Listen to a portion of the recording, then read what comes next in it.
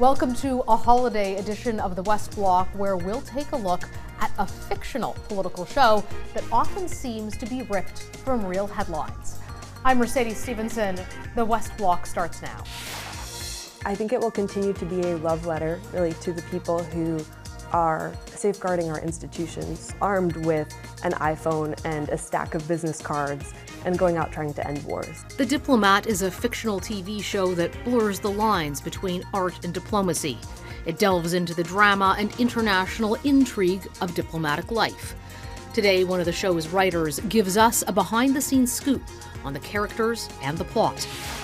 The world is going through another transition at the moment. We're seeing that. We're having to respond to it. But first, the British Deputy High Commissioner to Canada tells us what's currently at stake in real life.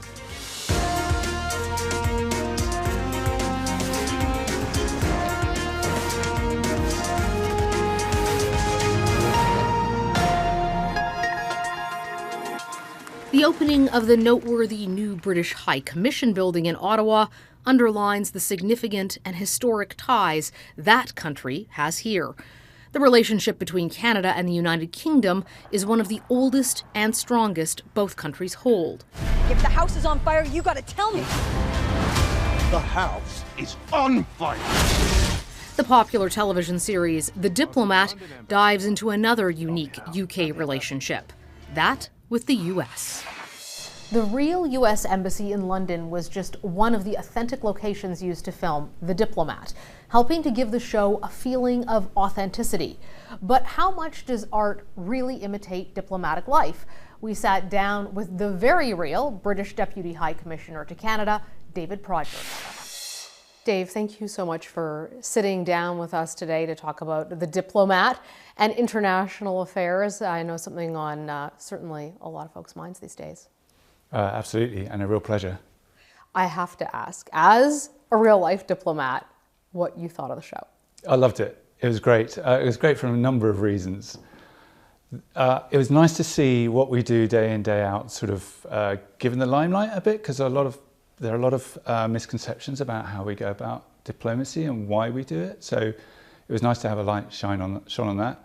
There's a lot of backroom conversations and running around and taking the stairwell and very frantic behind the scenes, very calm out front. Is that your experience with diplomacy?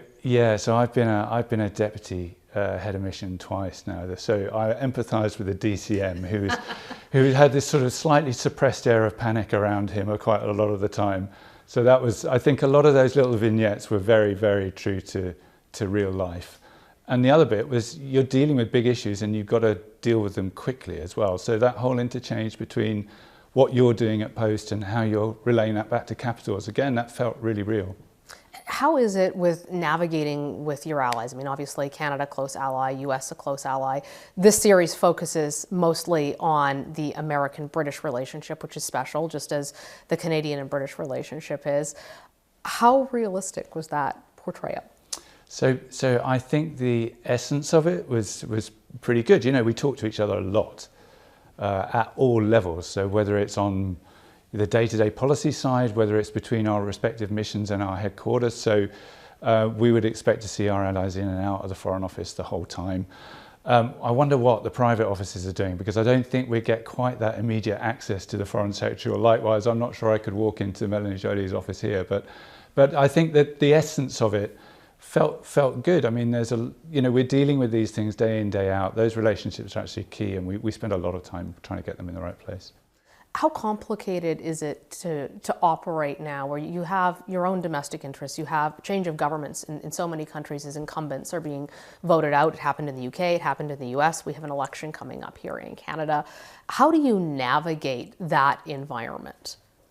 Well, then you have to be mindful of where the public opinion is, and we are public servants. We work for our government, and therefore we have to be very much sort of thinking about how we present what we're doing as well, and the communications challenges, which I think are getting more and more difficult, as we've seen with misinformation, disinformation, and the democratization of communications, which in itself is a good thing, but it just makes it much harder for government to be able to keep the narrative. Unfortunately, it's not all champagne and Ferrero Rocher. A lot of this is the sort of day-to-day stuff that you're doing, just keeping the relationships open so that when you need to call in those big favours, you're in a good position to do so because you built the trust.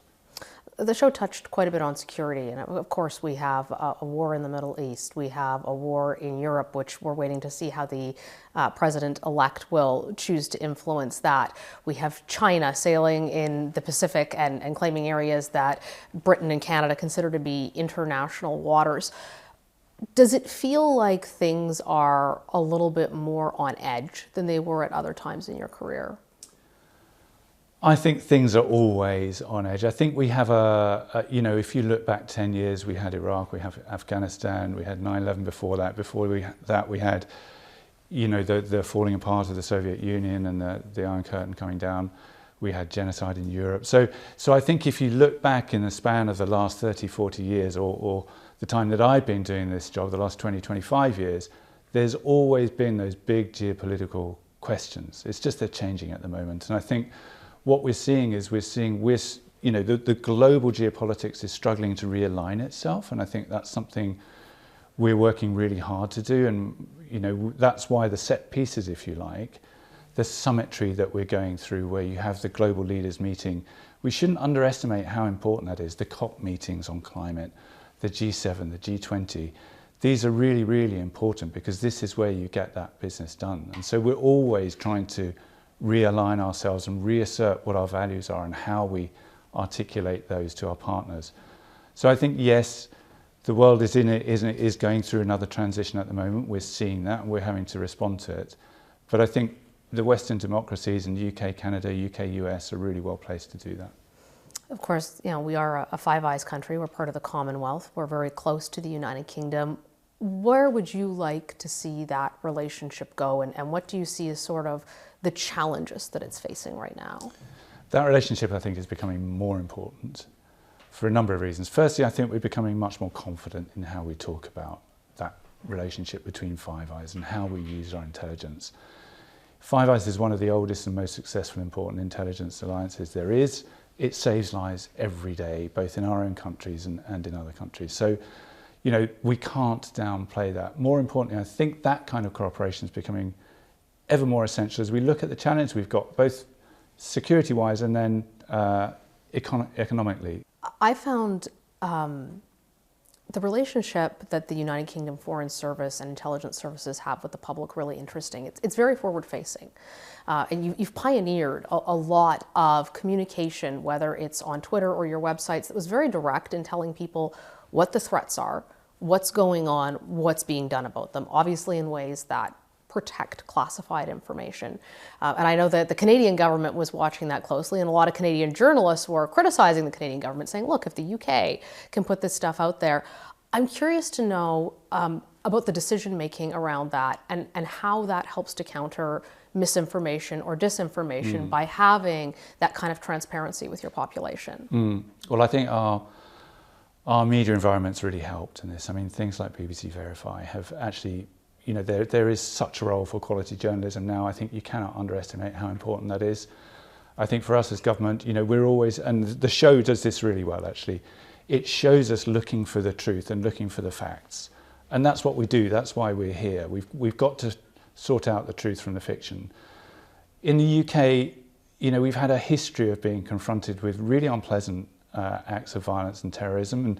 And one, for example, the poisoning of the Skripals in Salisbury, it was important we told the public what was going on. And I think things like that and things like some of the cyber attacks we've had against our national health system have a real impact on everyday people's lives. So it's our role as government to try and expose what we're doing about this, because otherwise you can't have the confidence of your population. So I think some of this has been driven by events, and some of this has been driven by the fact that we know this is an increasing threat and we want people to understand what we're doing and why. And the more we explain it, the easier that becomes. Dave, thank you so much for sitting down with us and sharing your experience and our mutual enthusiasm Thanks for the show. Thanks.